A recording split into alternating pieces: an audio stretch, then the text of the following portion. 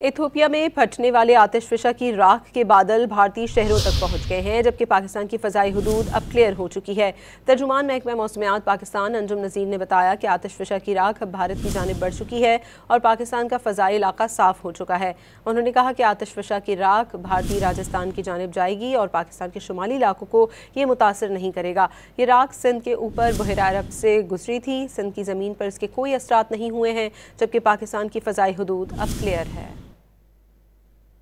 ये 45,000 फुट और उससे ऊपर जो है इसका जो ये ऐश क्लाउड देखे गए, ये क्योंकि बहुत ज़्यादा हाइट पर थे और तेज़ हवाओं के साथ तकरीबन 15 से 20 किलोमीटर फ़ी घंटा की रफ़्तार से इनकी हवाएं थी, इनकी रफ़्तार थी। तो इसका कोई भी इम्पैक्ट हमारी फ़ज़ाओं में नहीं है क्योंकि हाइट बहुत ज़्यादा थी। अगर ये आतिशफिशा पाकिस्तान के किसी क्लोज़ मुल्क में होता फिर हम कह सकते थे कि पाकिस्तान की फ़ज़ाई आलूदगी मुतासिर हो, फ़ज़ाएँ जो हैं वो आलूदगी की वजह से मुतासिर हो सकती हैं।